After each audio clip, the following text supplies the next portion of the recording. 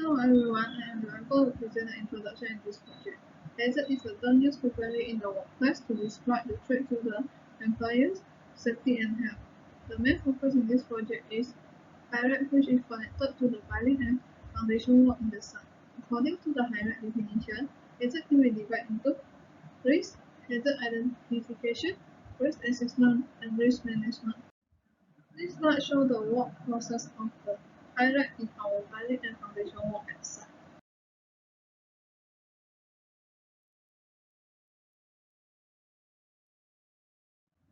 Next is about the flowchart of the safety and health in piling and foundation work. The pipe designer should be aware of and assess the risk to stop major hazard. When the tender approved, the project moves to the construction phase, where the principal contractor is responsible for managing the hazard and risk.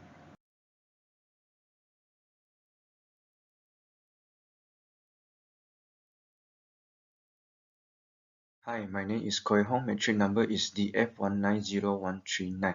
Today I want to talk about the Chapter 3 methodology. For safety and health hazard, we are already list out a lot of hazards that always occur during the workplace, which are the sequencing of piling work, piles located in positions with restricted working space, pre-stressed ground anchors, open pile bore or wall panel excavation without support fluid, stability of a slope above a retaining wall, pile trimming to cut off level and exposing of reinforcements, CFA, outage changes, underground service, overhead service, and the last is the incorrect retaining wall excavation sequence.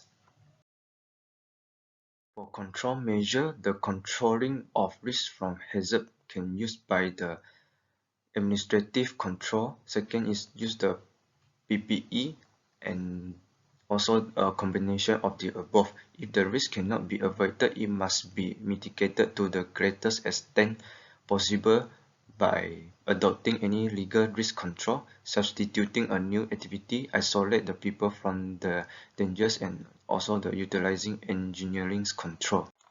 For risk estimation and risk evaluation, our group decided to do the piling risk assessment in place bore piles. For the first hazard is the direct contact with contaminated surface arising.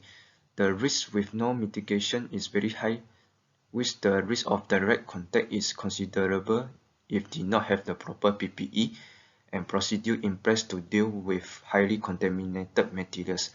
The risk post-implementation is medium. Even with PPE, the risk cannot be completely eliminated because debris will still be taken from the ground. The second hazard is the driving of solid contaminants down into the groundwater.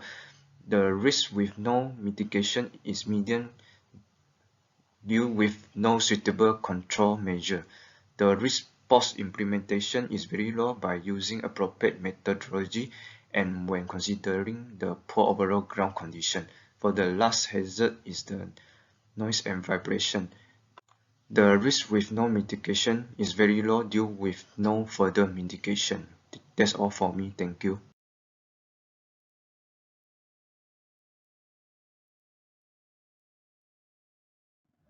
Now I am dividing our presenting the HIRAC table in this project.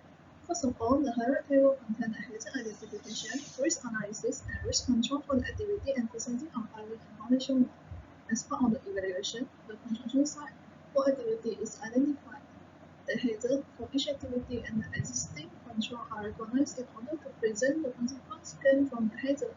The critical risk level is then calculated by adding the rate of failure and severity of each hazard encountered throughout the building process in the provided table. The occupational activity with the greatest critical risk rating according to the table is piling work carried out without air protection. With a rate of 15, this hazard is very likely to occur because piling work of hydraulic hammer may allow noise that induce a hearing damage. PPE such as the earplug is advisable when performing the piling and foundation work. Hazards should be managed such that they may be dealt with at the source, removing or reducing hazard to much.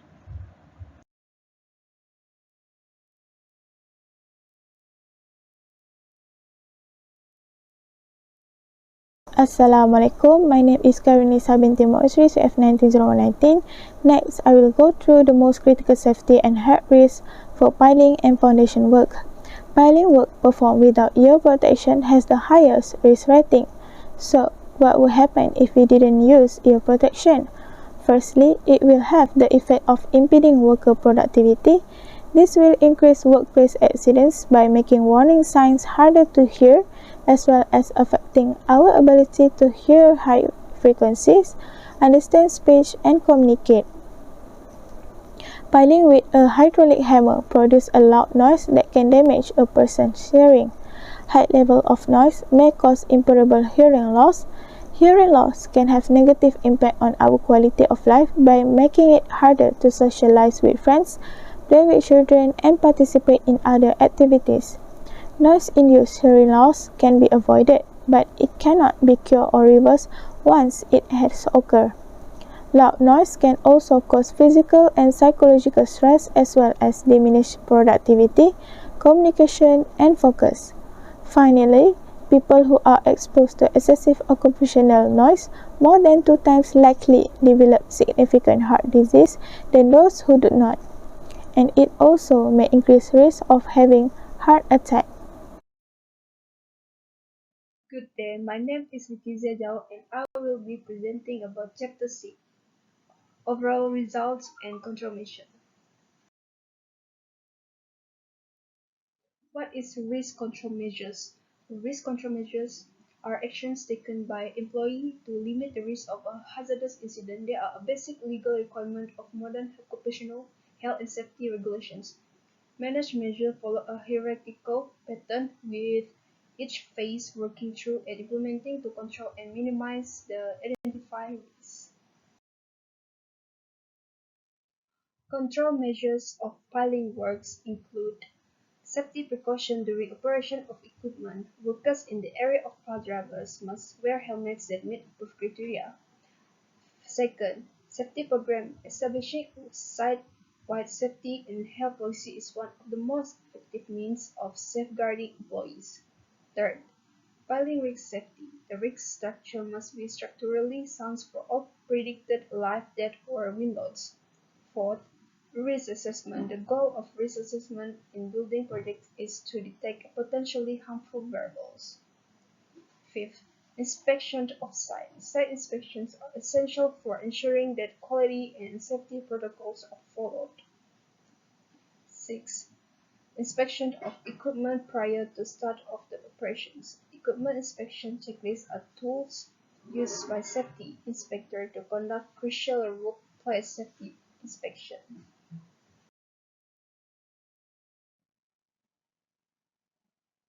7. Wear appropriate safety clothing and protection equipment. Personal protective apparel and equipment (PPE) is the final line of defense against a hazard. Operator training for piling works. For site safety etiquette, operator training for piling work is important. And lastly, qualified banksmen or signalers. Banksmen or signalers are in charge of directing vehicle and movement on and around a construction site. That's all from me. Thank you.